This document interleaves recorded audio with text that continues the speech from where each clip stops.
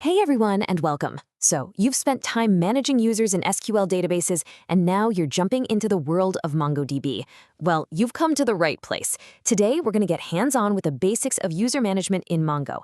We're going to cover everything from creating users to assigning roles and really making sure your database is secure. Let's get right into it. Here's the plan. First up, we'll create that essential first superuser to lock down a brand new installation. Then, we'll look at how you actually log in and use that account. After that, we'll get into creating more realistic, limited access users for your applications. And to finish things off, we'll walk through the day-to-day tasks of tweaking roles and changing passwords.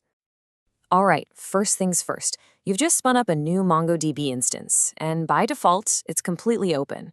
That's fine for a quick local test, but it's a huge security risk for pretty much anything else. So job number one is always to lock it down. And this is the question on every new MongoDB admin's mind. How do you create that initial user, the one who has the power to manage all the other users? Getting this right is the absolute key to setting up a secure foundation for your entire system. The secret sauce here is a special role called userAdmin any database. Now, if you're coming from SQL, you can think of this as your root user or your SA account. It's the master of users. One really important thing to know, though, is that this role itself doesn't let you read or write data. It just gives you the power to create the users who can. So, how do we actually make this user? Let's break this command down. First, and this is non-negotiable, you have to switch to the admin database. That's where user management lives. Then you run db.createUser. Inside that, you just define a user document. You give it a username, a password, and hey, using password prompt is a great habit. It keeps your password out of your shell history. And then the roles. Here, we're giving it that userAdmin any database. And just like that, you have your first admin. Okay, awesome. Our super user is created. But an account isn't much good if you can't log in with it, right? So how do we actually connect to Mongo and say, hey, it's me? Well, you've basically got two main ways to go about this. You can either pass in your credentials right when you launch the Mongo shell from your terminal, or you can connect first and then log in from inside the shell. They both work, you just use them in slightly different situations.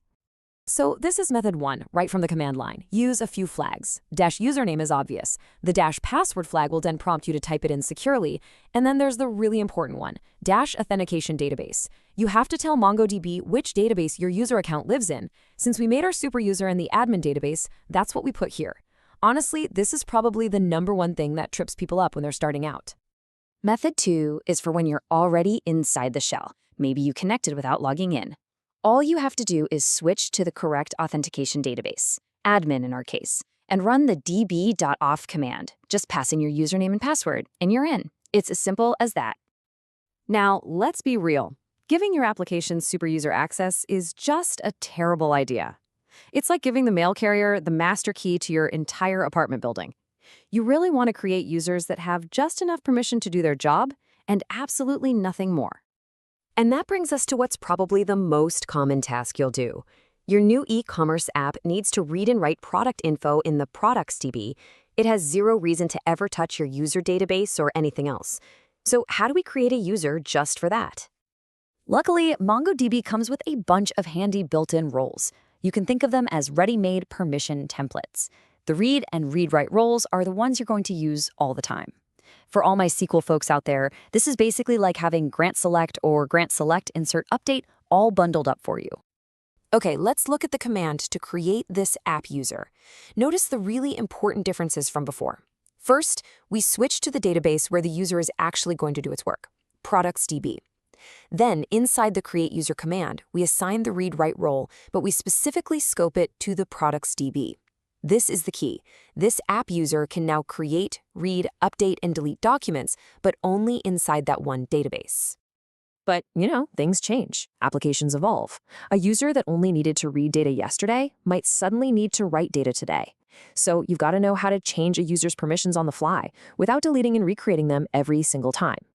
The safest way to handle this is with a little 3-step process. First, always check what permissions the user already has. Then, add the new roles they need, and finally, if you need to, take away the old ones they don't.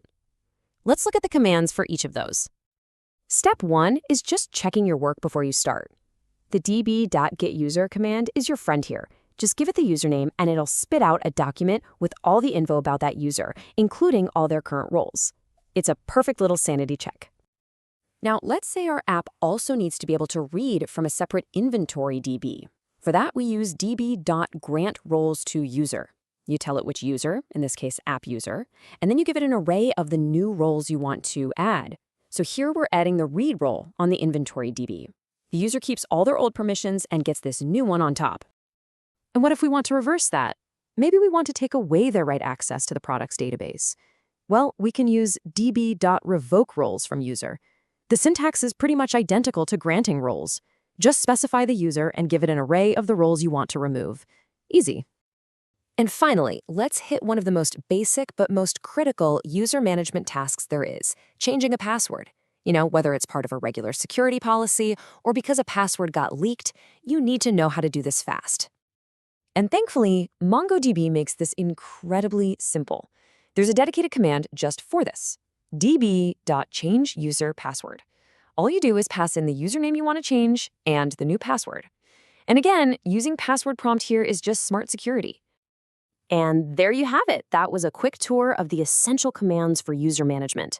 We covered creating users with db.createUser, logging in with db.auth, and then all the maintenance stuff with getUser, grantRoles, revokeRoles, and changeUserPassword.